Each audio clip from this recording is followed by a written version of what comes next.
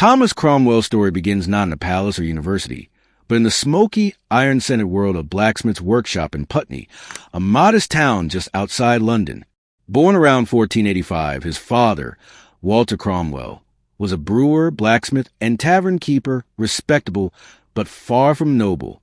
The Cromwells were, by all accounts, an ordinary family, and young Thomas's early life was shaped by the rhythms of labor and survival. What little we know of Cromwell's youth paints the image of a sharp-witted, rebellious boy. Some accounts say he was beaten regularly by his father. Others claim he ran away as a teenager. What's certain is that by the time he was a young man, he had left England behind. For years, he wandered the continent of Europe, a vagabond of sorts, living by his wits. He worked as a mercenary in the French and Italian armies, toughening himself in brutal campaigns. He lived in Florence, where he was exposed to Renaissance ideas and art, and may have studied under the famed Florentine banker Francesco Frescobaldi. In the Low Countries, modern-day Belgium and the Netherlands, Cromwell became involved in commerce and law, learning languages like French, Italian, and Latin.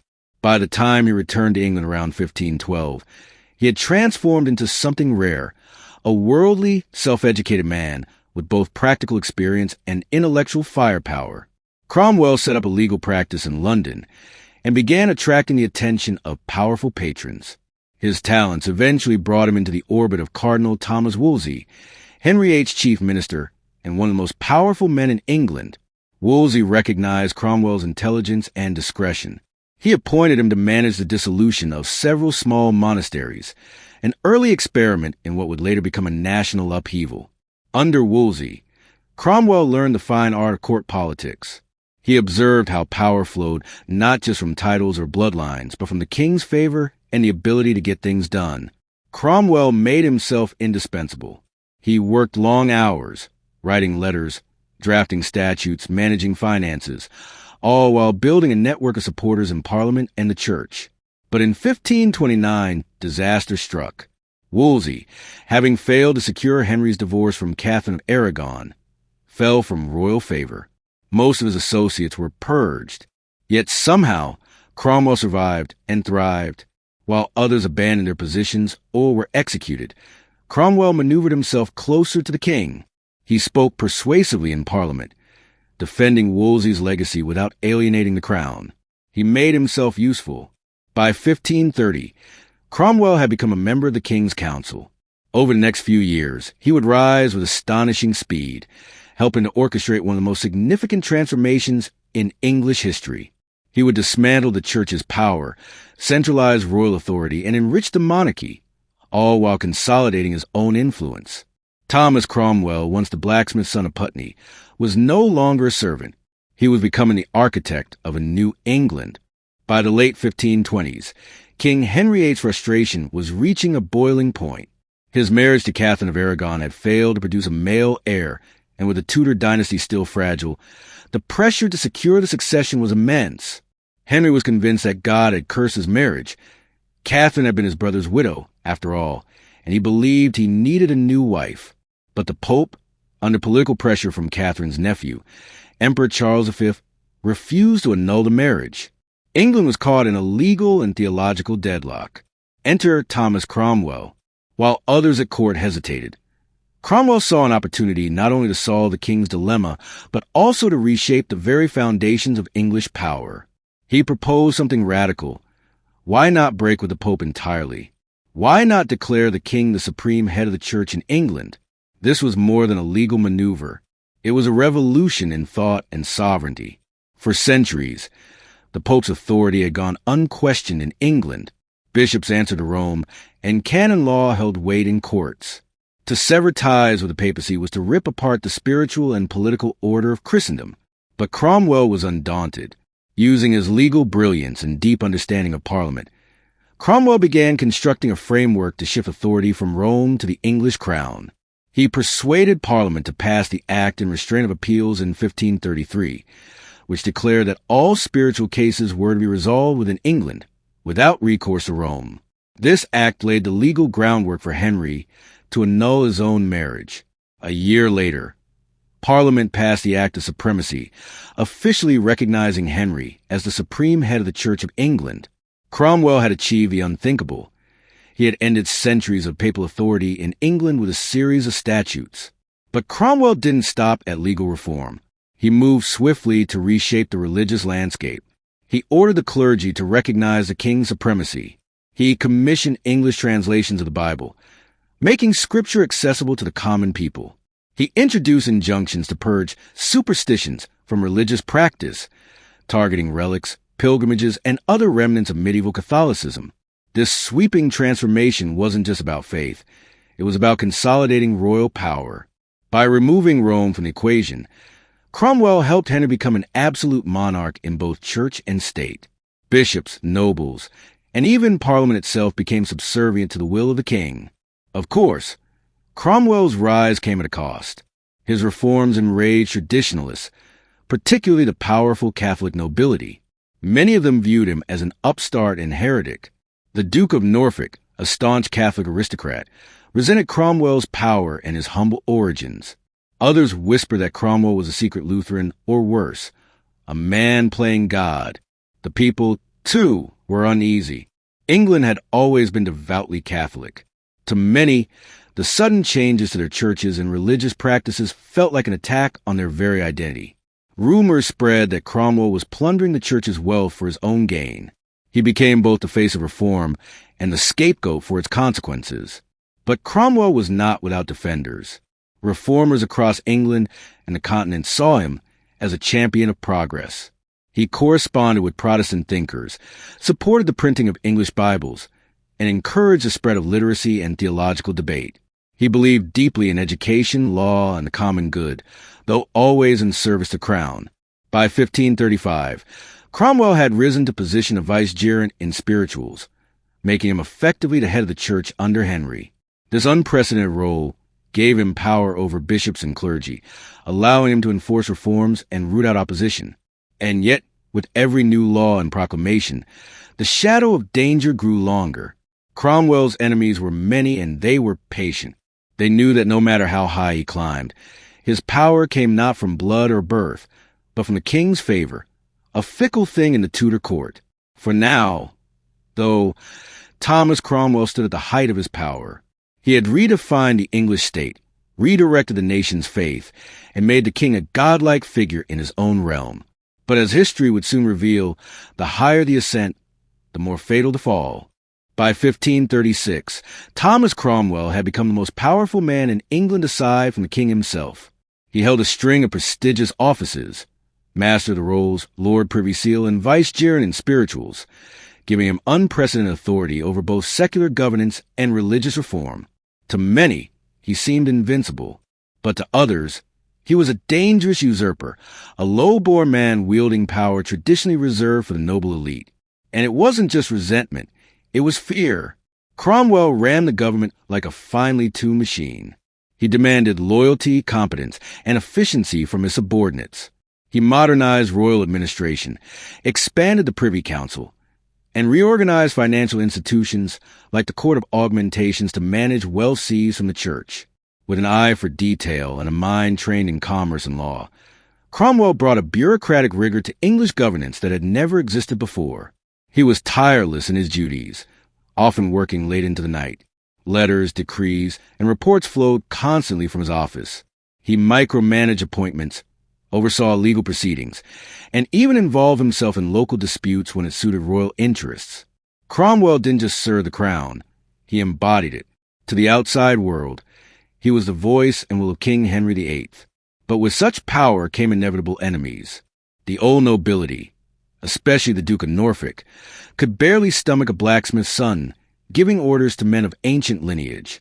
Norfolk, proud and devoutly Catholic, viewed Cromwell not only as a political threat, but as a personal affront to England's social hierarchy. Cromwell also made enemies through his association with Anne Boleyn. Though he played a key role in orchestrating her rise and marriage to Henry, their relationship eventually soured, and, reform in her own right, came to see Cromwell as too pragmatic, too willing to compromise religious ideals for royal power. When she began advocating for alliances that opposed Cromwell's strategies, he moved against her. In 1536, and was executed for adultery and treason, charges Cromwell helped engineer. This cold, calculated removal of a queen showed Cromwell's ruthlessness. He was not motivated by ideology alone. He was a master of realpolitik, always thinking 2 steps ahead. He understood that survival at court required not just intelligence, but decisiveness, even brutality. Yet with each opponent he eliminated, he became more isolated. Cromwell's religious reforms continued to stir unrest. While Protestants praised his push for English Bibles and Reformed preaching, Catholics viewed him as a heretic. To counterbalance both extremes, Cromwell played a careful game. He allowed some traditional ceremonies to remain, kept a cautious distance from radical reformers, and avoided openly attacking Catholic doctrine. But this balancing act couldn't last forever. In 1536, he helped draft the 10 Articles, a compromise religious doctrine that left much room for interpretation. Still, it was clear which direction the wind was blowing. Cromwell's England was becoming more centralized, more literate, and less beholden to Rome.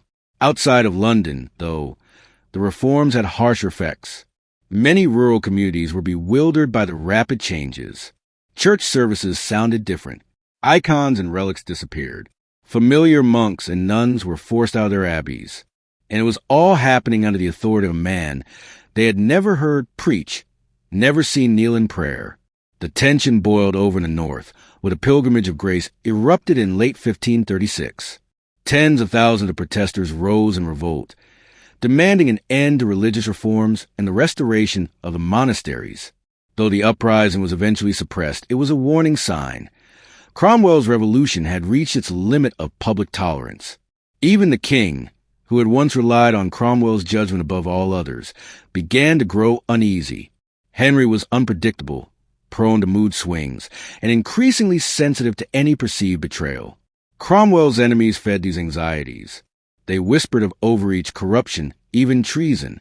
They claimed that Cromwell manipulated Parliament, that he served his own interests above the king's. To counter the growing hostility, Cromwell tried to solidify his position. He increased patronage to allies, tightened his control over church appointments, and pursued diplomatic efforts abroad to bolster Protestant alliances. But it was clear the political temperature was rising. Though still firmly in control, Cromwell had begun to make miscalculations. He was no longer the outsider clawing his way up. He was the establishment, and that made him vulnerable. In private, he may have sensed a danger, but in public, Cromwell remained the Iron Chancellor, composed, commanding, and unflinchingly loyal to the king who could, at any moment, become his executioner. If Thomas Cromwell is remembered for one action above all others, it is the dissolution of the monasteries, a seismic campaign that tore through the religious fabric of England and enriched the crown beyond measure. For centuries, monasteries have been the spiritual and economic heart of English communities. They were places of worship, learning, charity, and refuge. But to Cromwell, they were something else entirely. A vast, untapped source of wealth, influence, and, most importantly, resistance to royal supremacy. In the early 1530s, with Henry VIII now declared supreme head of the Church of England, Cromwell was given the task of enforcing this new religious order. One of his first moves was to assess the state of the church's property. Under the pretext of moral and spiritual reform, he commissioned the Valor Ecclesiasticus, a nationwide survey of all ecclesiastical wealth. The results were staggering. The church was England's single largest landholder and possessed enormous stores of gold, silver, and income from tithes and rents. Cromwell then launched a series of visitations to the monasteries, sending out commissioners to inspect their behavior and finances. These men, often handpicked and loyal to Cromwell, were instructed to root out corruption, vice, and signs of heresy. Unsurprisingly, the reports that came back painted a picture of widespread decadence. Monks with mistresses, abbots embezzling funds, and idle friars neglecting their vows. Whether these reports were accurate or exaggerated is still debated. What's certain is that they served Cromwell's agenda perfectly. In 1536, Parliament passed the Act for the Dissolution of the Lesser Monasteries, targeting religious houses with incomes under £200 a year. This act was framed as a move to clean up corruption, but in reality, it was the first step in a coordinated land grab. Smaller monasteries were shut down, their land seized, and their gold melted into coinage for the crown. Many monks and nuns were pensioned off, while others were forced to join larger religious houses. The process was swift, calculated, and ruthless, and Cromwell was at its helm. But this was only the beginning. Flush with success and hungry for more revenue, Cromwell pushed for the dissolution of the greater monasteries. Between 1538 and 1540, even the most ancient and revered institutions were targeted. Glastonbury Abbey, a site linked to legends of King Arthur, was destroyed. Its abbot, Richard Whiting, was executed for alleged treason. Fountains Abbey, Rievaulx Abbey, and scores of others fell like dominoes. The effects of the dissolution were transformative. The crown gained an estimated one-third of all English land, making Henry VIII the richest monarch in English history. Thousands of acres were sold off to nobles and gentry, creating a new class of landowners loyal to the crown. This redistribution of wealth and power marked a key moment in the birth of the English landed elite. But the social cost was immense. Monasteries had long served as providers of education, healthcare, and aid to the poor. With them gone, communities across England were left adrift. Hospitals vanished. Orphans and the elderly lost their shelters. The church's moral authority was shattered, and with it, the sense of continuity that had linked villages to saints and ancient rites. Public reaction was mixed.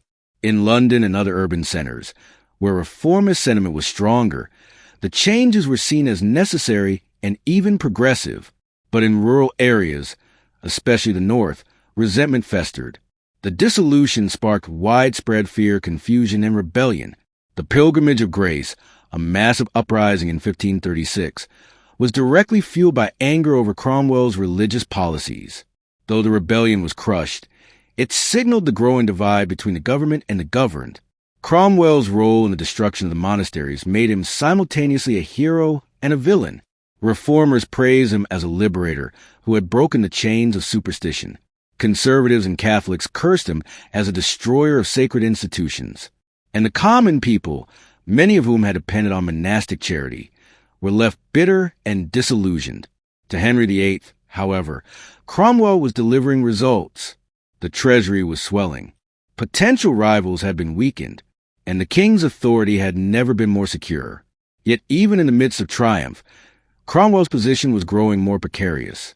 His bold reforms had made him indispensable, but also dangerously visible. The old guard, particularly the Duke of Norfolk and the conservative allies, watched with increasing hatred. They bided their time, waiting for the perfect moment to turn the king against his most powerful servant. The dissolution had made Cromwell rich, powerful, and infamous, but it had also painted a target on his back. As the 1530s drew to a close, Thomas Cromwell sat at the pinnacle of power. He had restructured England's church, filled the royal treasury with the spoils of the monasteries, and engineered the downfall of rivals. To some, he seemed untouchable, a man whose grip on the king's favor and the machinery of government was absolute. But while his control within England appeared strong, storm clouds were gathering beyond its borders and within its darkest corners. The international situation was growing perilous. The break from Rome had not only created unrest within the country, it had alienated England from the traditional alliances of Catholic Europe. Pope Paul III had excommunicated Henry VIII and called on the Catholic powers, particularly Emperor Charles V of the Holy Roman Empire and King Francis I of France, to unite in a crusade to depose him. Though the idea of a joint invasion was never fully realized, it cast a long shadow over English foreign policy. Cromwell, ever pragmatic, recognized the urgency of forging new alliances. His focus turned to the rising Protestant states of northern Germany. Chief among them were the princes of the Schmalkaldic League, a defensive union of Lutheran leaders formed to resist the emperor's authority. Cromwell saw them as natural allies against both Rome and Habsburg power. But these alliances required more than diplomacy. In the Tudor world, nothing solidified a political partnership like marriage. And so, Cromwell began negotiations for a union between Henry and a German princess. His choice fell on Anne of Cleves, sister to the Duke of Cleves, a key Protestant leader. The match, if successful, would give England protection against Catholic aggression and further cement Cromwell's vision of a Protestant future. At home, however, Cromwell's enemies were sharpening their knives. The Duke of Norfolk, long a bitter opponent of Cromwell, watched these foreign overtures with suspicion. Norfolk was a traditionalist, Catholic in belief, noble by birth, and deeply resentful of Cromwell's common origins and rapid rise. He believed England's future lay not with foreign heretics, but with a restoration of traditional order. Norfolk wasn't alone. A powerful conservative faction had coalesced around him, including Bishop Stephen Gardiner and other nobles who resented the erosion of aristocratic power. They whispered to the king that Cromwell's alliances were reckless, that he was dragging England into dangerous theological waters, and that his religious innovations were edging too close to outright heresy. Worse still, Cromwell's reforms had emboldened a new wave of Protestant radicals, who began preaching openly in favor of extreme doctrines, denying the real presence in the Eucharist, denouncing traditional ceremonies, and attacking clerical authority. To the conservatives, these voices were proof that Cromwell had unleashed a heretical tide. Though Cromwell himself remained theologically moderate, he tolerated these figures, perhaps too much, and tolerance, in Henry's court, could be fatal. Adding to the intrigue was a growing divide between the king's public image and private concerns. Henry was aging, increasingly paranoid, and plagued by chronic health issues, including an ulcerated leg that left him in constant pain. His moods were erratic and his trust easily shaken. Cromwell, once a source of clarity, was now being painted as a manipulator, someone who moved pieces on the chessboard without the king's full understanding. The ambassador of the Holy Roman Empire, Eustace Chapuis, played his own role in the unraveling. A brilliant diplomat and staunch Catholic, Chapuis reported regularly to Emperor Charles V about the goings-on in Henry's court. His letters, rich in gossip and political insight, often focus on Cromwell's influence and the tension between England's factions. He described Cromwell as a new sort of tyrant, feared even by his allies. The image of Cromwell abroad, crafty, cunning, dangerously ambitious, began to take root at home. He had once been seen as the king's savior. Now, he was painted as a man too powerful for his own good. Still, Cromwell pressed on. He believed the marriage to Anne of Cleves was vital. He arranged for the painter Hans Holbein to produce a flattering portrait of her, and he assured the king that the alliance would serve both God and crown. But in doing so, he made a fatal mistake. He assumed that Henry would trust his judgment without question. In truth, the king's patience was fraying. The political tension, the foreign threats, the religious unrest, all of it swirled around Cromwell like a rising tide. And as the day approached when Henry would meet his German bride, Cromwell had no idea that his own fate was about to be sealed, not by a foreign army, nor a religious revolt, but by the one man whose trust had once made him invincible. In the annals of royal miscalculations, few episodes proved as catastrophic and personally devastating as the marriage between King Henry VIII and Anne of Cleves. It was a union born not of romance, but of desperate diplomacy, and at the heart of it was Thomas Cromwell, whose carefully orchestrated political maneuver would ultimately become the greatest misstep of his career. By 1539, Henry VIII's political isolation was acute. Catholic Europe viewed him as a heretic king. The Pope had excommunicated him. France and the Holy Roman Empire were drawing closer. With the possibility of a joint invasion looming, Cromwell sought to secure England's position by forming an alliance with the Protestant states of northern Germany. The Cleves family offered the perfect solution. The Duke of Cleves and his brother was an influential member of the Schmalkaldic League, a coalition of Lutheran princes resisting Catholic domination. A marriage to his sister would send a bold message to Catholic Europe. England had Protestant allies, and it wasn't afraid to declare it. Anne of Cleves, by all accounts, was modest, obedient, and of respectable appearance. But Henry, ever mindful of his pride and increasingly sensitive to his fading youth, wanted assurance of her beauty. Cromwell, eager to finalize the arrangement, dispatched the court painter Hans Holbein the Younger to create Anne's portrait. Holbein, a master of flattery, produced a painting that emphasized his most favorable features: clear skin, a noble nose, and serene poise. The king was reportedly delighted by the image, but the reality would prove devastating. When Anne arrived in England in December 1539, she was greeted with grandeur. However, Henry insisted on meeting her in disguise, an old chivalric tradition intended to spark a spontaneous and romantic first encounter. He rushed into her chambers, disguised as a messenger, expecting him to recognize him instinctively and swoon. She did not, confused and reserved, and barely reacted. To Henry, this was a catastrophic insult. His ego bruised, he declared her unattractive, calling her a Flanders mare. He complained that she smelled, that her body was unappealing, and that her manner was cold. In truth, and simply did not understand the expectations of English courtship. And perhaps she lacked the flirtatious wit of her predecessor and Bullen. Henry's disgust only grew. The marriage ceremony, held on January 6, 1540, was a grim affair. Henry later claimed he could not consummate the union. The king blamed, but his own declining health and possible impotence were likely the cause. Still, he told his confidants that he was unable to bring himself to meddle with her. For Cromwell, the disaster was profound. He had risked everything on this match. He had pressed for it politically, reassured the King of Anne's virtues, and treated it as a triumph of Protestant diplomacy. Now, the king was humiliated, and Cromwell was directly in the line of fire. The conservative faction at court, led by the Duke of Norfolk, wasted no time. They whispered in the king's ear that Cromwell had deceived him, that he had pushed the Cleves match to further his heretical Protestant agenda, and that perhaps he was even a Lutheran in secret. The king's affection, once unwavering, began to falter. Cromwell attempted to salvage the situation. He wrote to Henry assuring him that the marriage could still serve a vital political purpose. He suggested patience. But it was too late. Henry's pride had been wounded, and his trust in Cromwell began to erode. In a final effort to shore up his position, Cromwell was named Earl of Essex in April 1540, a title meant to solidify his noble status and affirm his importance.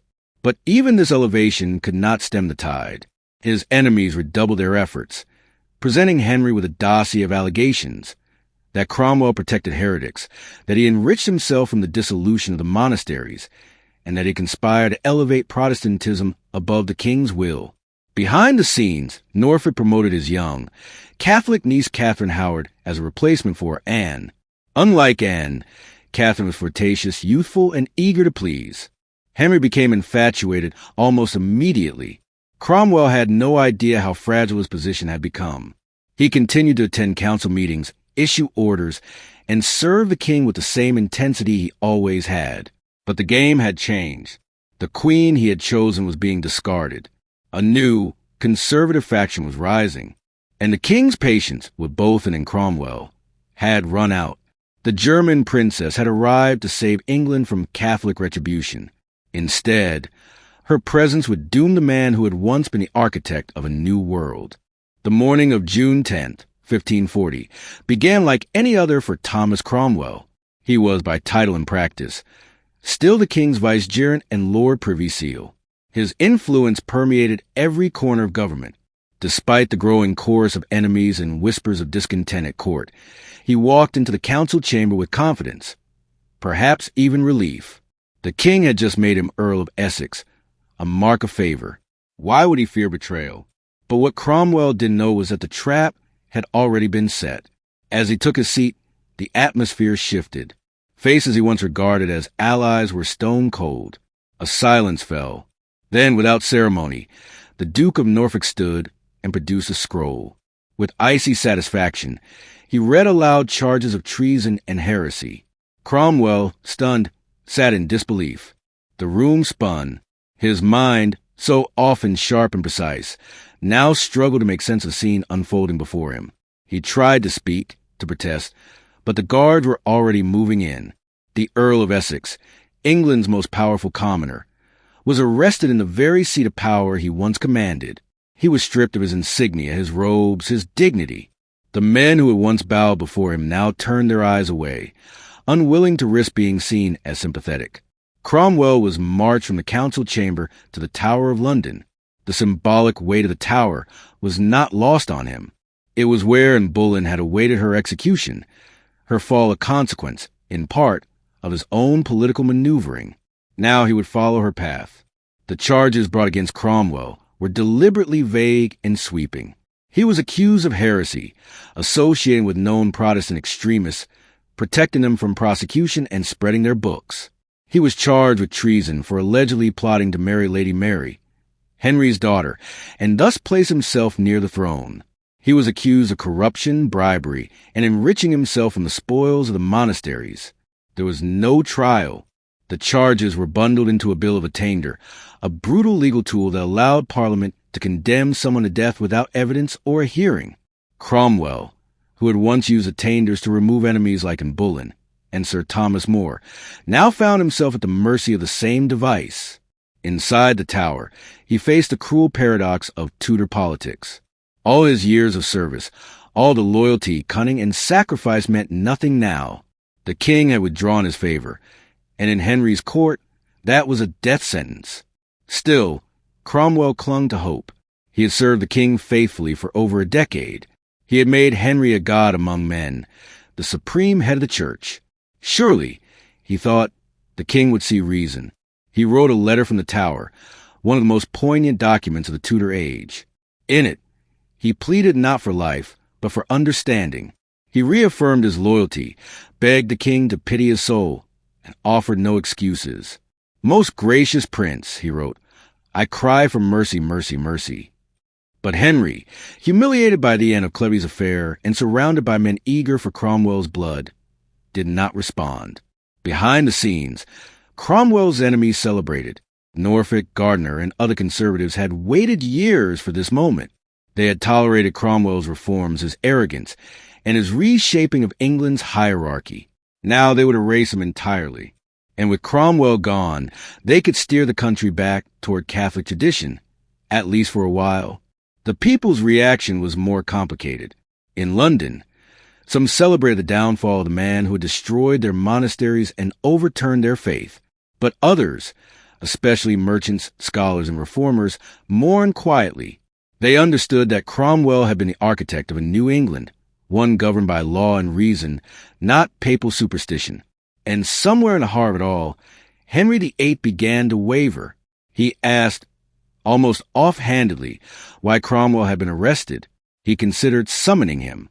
But Norfolk quickly interceded, warning that mercy would make the king look weak. The moment passed, and with it, Cromwell's last hope. As he sat in his cell, the shadow of execution looming, Thomas Cromwell must have reflected on the irony. He had risen by mastering the machinery of power, law, parliament, propaganda, and now those very tools were being turned against him. His fate had been sealed not with swords or armies, but with ink and whispers. As the heavy wooden door of the Tower cell clanged shut behind him, Thomas Cromwell found himself in a silence unlike any he had ever known. For the first time in years, he was no longer at the center of the world. The man who had once directed the machinery of the English state now sat in cold isolation, accused of heresy and treason, condemned by the very systems he had helped to create. In the damp confines of the Tower of London, Cromwell began to write. What followed were a series of remarkable letters, some addressed to friends, others to allies, but the most haunting directed straight to the man who held his fate, King Henry VIII. These letters were not legal defenses. They were not political strategy. They were desperate, personal appeals, part confession, part plea, part declaration of undying loyalty. One of the most famous began with the line, "Prostrate at your majesty's feet, I beg for mercy, mercy, mercy." In this brief but powerful phrase, the once indomitable Cromwell revealed his final human truth. Without the king's favor, he was nothing. In the letters, he asked for understanding, not absolution. He denied the most outlandish charges, that he had plotted to marry Lady Mary, that he had secret Protestant alliances, but he did not fight the accusations with fire. Instead, he reminded Henry of the years he had served him with utter loyalty, through war, rebellion, reform, and betrayal.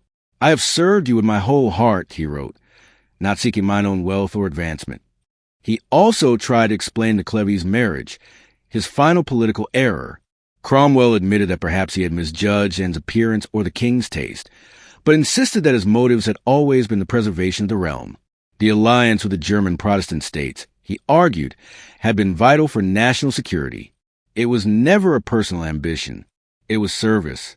But even as he wrote with humility, a note of confusion crept into his words. How had it come to this? Just weeks before, He had been named Earl of Essex. Just days before, he had dined with the king. Now he was condemned to die. The same monarch who had trusted him to break England from Rome, crush the monasteries, and execute queens now refused to offer even a single word of mercy. Still, Cromwell held on to hope.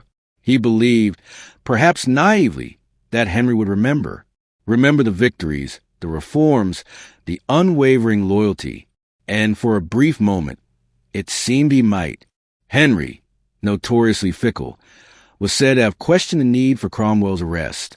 "Cromwell is my man," he reportedly muttered, "and I will not lose him."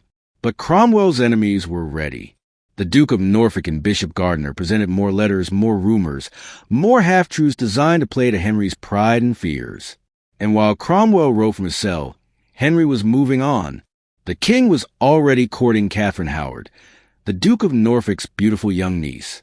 She was everything a Cleves was not: flirtatious, submissive, English. Henry's humiliation from the Cleves marriage had already begun to fade, replaced with new infatuation. And Cromwell, who had once maneuvered queens like chess pieces, was now an inconvenient piece to remove from the board. In his final letters, Cromwell accepted his likely fate. But even in the shadow of death, he did not abandon his faith in Henry. He referred to him as "my most gracious lord and sovereign," and declared himself "your most humble subject, even unto death." It is this final contradiction that defines Cromwell's last days. A man who had built his life on logic, control, and calculation, now begging for mercy in a world ruled by emotion, betrayal, and political survival.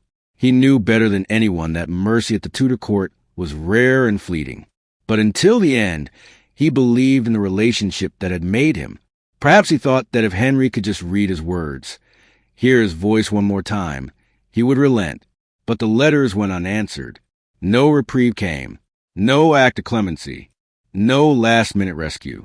Instead, the tower walls grew colder, the days shorter, the whispers outside his cell louder. And as he folded his last letter, sealing it with a trembling hand, Cromwell must have understood what many powerful men before him had come to realize too late. In Tudor England, the king's favor was not just a source of power. It was the only protection from death. July 28th, 1540. The Tower of London stood beneath a sullen sky, its cold stone walls holding the weight of centuries. And today, they would witness the fall of one of England's most formidable men. Thomas Cromwell, once the king's right hand, the architect of a religious revolution and Earl of Essex, would be executed for treason and heresy. The king's own servant now is condemned. The execution was deliberately scheduled on a significant day, the very morning of Henry VIII's marriage to Catherine Howard. It was a theatrical juxtaposition, death and renewal side by side. As the king celebrated a fresh start with a young, Catholic bride, his former minister, the man who had arranged his last disastrous marriage, would lose his head. Cromwell was led from his cell in the Tower, clothed in a simple black doublet. Gone were the rich robes of office. Gone was the confident gaze that once disarmed bishops and silenced lords. Witnesses said he looked thinner, older, but calm. He was resigned, but not broken. He was brought to Tower Hill, the traditional site of noble executions. A crowd had already gathered, courtiers, citizens, foreign ambassadors, all drawn to see the fall of a titan. Some came to mourn, others came to cheer, but all came to witness history. Cromwell mounted the scaffold with dignity. The executioner stood nearby, his axe freshly sharpened. Around the stage were guards, ready for order, and a clergyman to receive his final words. A hush fell over the crowd, and then Cromwell spoke. In one of the most debated and chilling final speeches in Tudor history, he declared himself a faithful subject of the king and a true believer in the Catholic Church, not in Rome, but in the Church of England, as it now stood under Henry's headship. He made no complaints, no accusations. He offered no defense. "I die in the faith of the Holy Catholic Church," he said, not doubting in any article of my faith, no more than I doubt in Jesus Christ being the Son of God. He then begged God and the king for mercy and asked the crowd to pray for his soul. There was no dramatic confession, no parting blow against his enemies. It was a controlled performance, perhaps his final act of loyalty to a monarch who had discarded him, As he knelt, placing his head on the block, the executioner hesitated. He was either nervous or inexperienced, and when the axe finally fell, it struck poorly. According to some accounts, it took multiple blows to sever Cromwell's head completely. Each strike a grim punctuation on a life built on mastery, now ending in butchery. The crowd reportedly recoiled in horror. Blood darkened the scaffold. And with that, the man who had risen from a Putney blacksmith's son to become the de facto ruler of England was gone. In a final insult, Cromwell's severed head was paraded through the streets and mounted on a spike on London Bridge, where it joined the grisly gallery of traitors. The image was meant to serve as a warning. No one, no matter how powerful, was above the king's wrath. Back at court, Henry VIII was already moving on. That same afternoon, he wed Catherine Howard in a private ceremony. The court was filled with music, feasting, and the sweet perfume of new beginnings. The man who had orchestrated England's greatest political and religious transformation was not mentioned, not mourned, but the king's victory was short-lived. Within months, Catherine would be exposed for her affairs and executed herself. And in the years that followed, Henry would lament Cromwell's death. Just weeks after the execution, the king reportedly turned to his council and asked, "Is there no one who will rid me of this turbulent priest?" The irony was bitter. He had done exactly that. Some sources suggest Henry wept when reminded of Cromwell's loyalty. "He was the most faithful servant I ever had," he was said to mutter, but remorse came too late. Cromwell's enemies, Norfolk, Gardiner, and the conservative clique, had won the battle, but their victory would not last. Without Cromwell's steady hand, Henry's reign grew more erratic. Reform stalled. The religious settlement wavered. The iron bureaucracy Cromwell had built began to rust without its master. Yet in the shadows of Tower Hill, a New England had already taken root. His body may have been broken, but his legacy, centralized monarchy, parliamentary authority, the break with Rome, endured. Thomas Cromwell died a traitor's death, but his legacy would echo long after the axe fell. For while kings and queens made England's history dramatic, Cromwell made it modern. In a court ruled by ancient bloodlines and medieval customs, he had clawed his way to power not through noble birth, but through intellect, ambition, and unshakable loyalty. And in doing so, he reshaped the very foundation of English government. Cromwell had no claim to aristocracy. He was the son of a brewer and blacksmith from Putney, a boy who had fled England as a teenager, fought in foreign wars, traded in Antwerp and Florence, and educated himself in the law. That journey, unthinkable for most, taught him the value of knowledge over inheritance. And once he returned to England, he used that knowledge to become indispensable to the most dangerous man in Europe, King Henry VIII. He was not just a minister. He was the mind behind the English Reformation. He orchestrated the break from Rome, not through open rebellion, but through legal statutes passed by Parliament. He created a national church where the king reigned supreme. He made England sovereign in both spirit and law. This was a revolution not waged on battlefields, but in courtrooms, council chambers, and acts of Parliament. His administrative genius laid the groundwork for modern bureaucracy. He restructured royal finances by creating specialized courts like the Court of Augmentations and the Court of First Fruits and Tenths. These institutions professionalized state income, ensuring a steady flow of revenue not just from noble taxes, but from confiscated church lands. England, under Cromwell's guidance, became a state that could fund itself independently, an idea centuries ahead of its time. Through Cromwell, Henry became more than a king. He became a godlike figure, head of both church and state. And while Henry relished the power, it was Cromwell who ensured it functioned. He managed the nobility, tamed the clergy, and strengthened the common law system. He recognized that for a monarchy to survive the winds of religious and political change, it needed more than divine right. It needed structure. But it was not just his ideas that endured. His rise itself became a symbol. In an age obsessed with noble lineage, Cromwell proved that merit could rival birthright. He showed that intelligence, cunning, and hard work could elevate a man to the heights of power.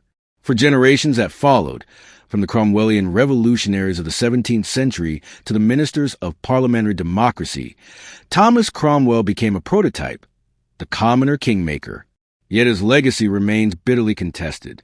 To some, especially Catholic chroniclers and traditionalists, he was a villain, a destroyer of sacred institutions, a thief who plundered the monasteries, a manipulative schemer who betrayed those closest to him.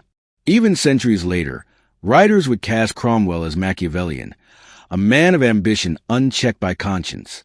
But others see him as a visionary, a man who challenged the old world and dared to imagine a new one. The dissolution of the monasteries, while brutal and unjust in many ways, redistributed wealth and power in ways that laid the foundation for England's commercial and intellectual growth. Cromwell's policies opened the door to literacy, vernacular scripture, and a more centralized, accountable government. Historians continue to debate him because he is, at heart, a contradiction.